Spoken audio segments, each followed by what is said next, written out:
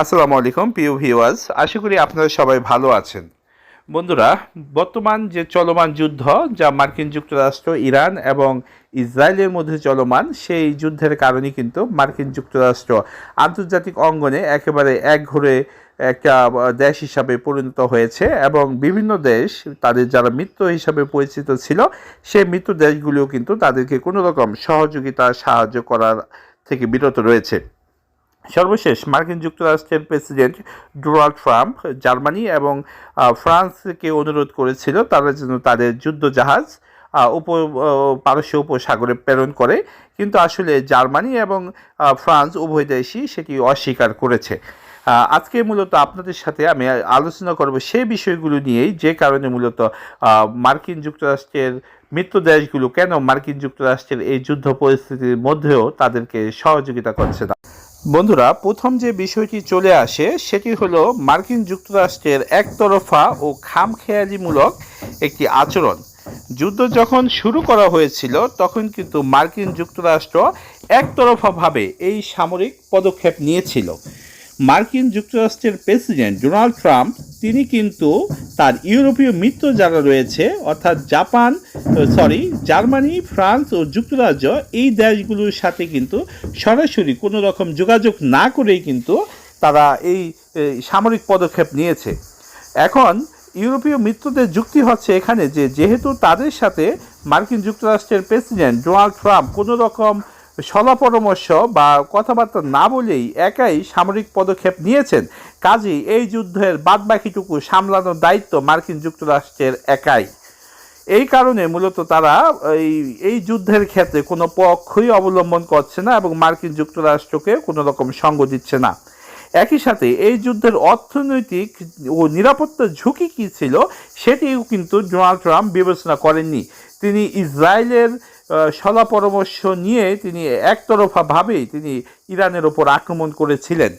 তো দ্বিতীয়ত যে বিষয়টি হলো সেটি হলো হরমুজ প্রণালী এবং বিশ্ব অর্থনৈতিক একটি ঝুঁকি, যেই ঝুঁকির কারণে সারা বিশ্বের বর্তমান অবস্থা টালমাটাল হয়ে গেছে। আপনারা জানেন হরমুজ প্রণালী কিন্তু 100 পারমাণবিক অস্ত্রের সমান গুরুত্বপূর্ণ, অর্থাৎ এটি কিন্তু 100 পারমাণবিক অস্ত্রের চাইতে কম গুরুত্বপূর্ণ নয়। হরমুজ প্রণালী যদি আজকে বন্ধ হয়ে যায়, সারা পৃথিবীর তেলের বাজার কিন্তু কালকেই দাউ দাউ করে বৃদ্ধি পেতে থাকবে। তো এই কারণে কিন্তু ইউরোপীয় যারা রয়েছেন, দেশগুলো রয়েছে, সেই ইউরোপীয় দেশগুলো কিন্তু ইরানের ওপর আক্রমণ করতে সহজে তারা আক্রমণ করার পক্ষপাতিত্ব নয়, এবং তারা কিন্তু এখনও বলছে যে ইরানের সাথে এটি কূটনৈতিকভাবে আলাপ আলোচনার মাধ্যমে সমাধান করার জন্য। তো আপনারা জেনে অবাক হবেন যে পৃথিবীর এই যে 4-5 হাজার বছর ধরে পৃথিবীতে যত রকমের বিগ্রহ যুদ্ধ হয়েছে, কোনো যুদ্ধেই কিন্তু ইরানকে হারানো সম্ভব হয়নি। অর্থাৎ ইরান এমন এক জাতি, ইরান এমন এক দেশ, যেই দেশকে আসলে পৃথিবীর ইতিহাসে কখনো পরাজিত করা যায়নি। এর মূলত কারণ হলো ইরানের জাতিসত্তা এবং দ্বিতীয় কারণ হলো ইরানের ভূ রাজনৈতিক অবস্থান। যাই হোক বন্ধুরা, এই হরমুজ প্রণালী কার্যত বন্ধ করে দেওয়া হয়েছে, যে কারণে বিশ্ববাজারে জ্বালানি তেলের দাম আকাশচুম্বী হয়েছে। ইউরোপীয় দেশগুলো মনে করে যে যুদ্ধের মাধ্যমে ইরানকে আসলে দমন করা সম্ভব নয়, বরঞ্চ এখানে কূটনৈতিক মাধ্যমে এই যুদ্ধের সমাধান খোঁজার পথটা বেশি জরুরি ছিল। জার্মানি এবং স্পেন ইতিমধ্যে এই সংকটে মার্কিন নেতৃত্বে কোনো সামরিক অভিযানে যোগ দিতে সরাসরি অস্বীকৃতি জানিয়ে দিয়েছে। একই সাথে ইউরোপীয় যে মিত্র যারা ছিল, যেমন জার্মানি, ফ্রান্স, তারা মনে করে যে ইরানের শাসন ব্যবস্থাকে বোমা মেরে উড়িয়ে দেয়া বা বোমা মেরে পরিবর্তন করা সম্ভব নয়। তারা মনে করে যে ইরাক এবং আফগানিস্তানের মতো যে দীর্ঘমেয়াদী যুদ্ধ এবং যে একটি অস্থিতিশীল একটি অবস্থা, সেই রকম একটি যুদ্ধে জড়িয়ে তাদের অর্থনীতিকে আত্মঘাতী একটা করে তোলার মতো ব্যবস্থা তারা আসলে মেনে নিতে নারাজ। সেই কারণে ইউরোপীয় মিত্ররা তাদের অর্থনীতির কথা চিন্তা করেই এই যুদ্ধের থেকে নিজেদেরকে পিছিয়ে রেখেছে। আপনারা জানেন যে অস্ট্রেলিয়া এবং অন্যান্য মিত্র যারা যুক্তরাষ্ট্রকে দীর্ঘদিন ধরে সমর্থন দিয়ে আছে, তারাও কিন্তু এই যুদ্ধে সরাসরি যেতে অস্বীকার করেছে। তারা এই যুদ্ধকে ইচ্ছাধীন যুদ্ধ বলে অবহিত করেছে। যুদ্ধের লক্ষ্য নিয়েও কিন্তু এখানে অনেক অস্পষ্টতা রয়েছে।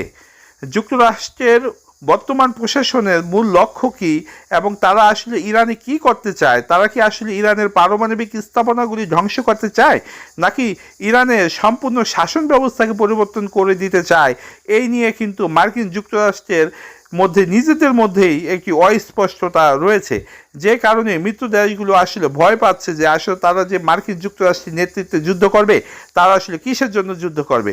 তো এই কারণে কিন্তু তারা এই যুদ্ধ থেকে নিজেদেরকে সরিয়ে রাখছে। একই সাথে যুক্তরাষ্ট্রের ভিতরেও কিন্তু বিভিন্ন অভ্যন্তরীণ চাপ রয়েছে যে এত টাকা ব্যয় করে কেন ইরানের উপর আক্রমণ করতে হলো।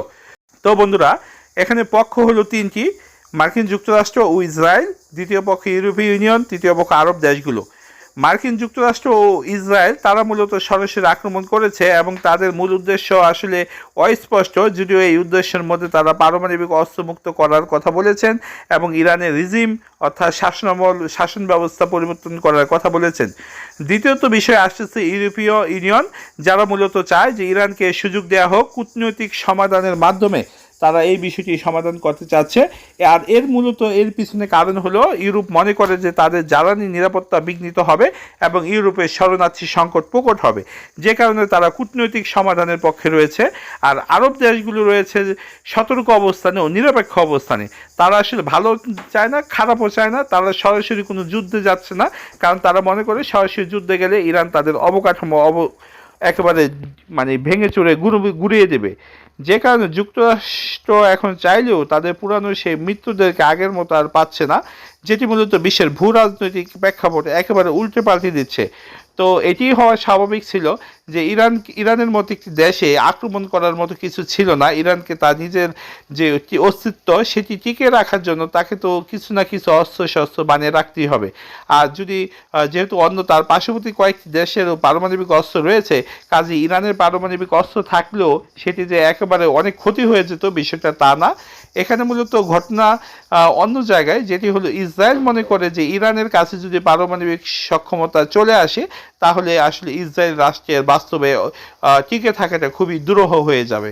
সেই কারণেই যাতে করে ইরান পারমাণবিক শক্তিধর দেশ হতে না পারে, সেই কারণে মূলত এই যুদ্ধ শুরু হওয়া। আর এই যুদ্ধের কারণে ডোনাল্ড ট্রাম্প আসলে যুদ্ধ শুরু করেও বেচারা ফেসে গেছেন। তিনি না পারতেছেন এখন যুদ্ধ বন্ধ করতে, না পারতেছেন তিনি যুদ্ধকে সঠিকভাবে চালিয়ে নিতে। তো এই পর্যায়ে উনি রয়েছেন। তো আমরা আশাবাদী যে ইরান খুব দ্রুত সময়ের মধ্যে যুদ্ধের খুব ভালো অবস্থানে চলে আসবে এবং যুদ্ধটাকে তাদের নিয়ন্ত্রণে নিয়ে নেবেন। তো বন্ধুরা, আপনারা কি মনে করেন ইরান কি আসলে এই যুদ্ধে বিজয়ী হতে পারবে? এই যুদ্ধে কি ইরান সাকসেস হবে বা তাদের মার্কিন যুক্তরাষ্ট্রকে কি উচিত শিক্ষা দিতে পারবে ইরান? তো কমেন্ট উল্লেখ করেন আসলে ইরান জিতবে কি না। তো বন্ধুরা, আজকের মতো এখানে শেষ করছি, দেখা হবে পরবর্তী কোনো ভিডিওতে। সে পর্যন্ত সবাই ভালো থাকেন। আসসালামু আলাইকুম।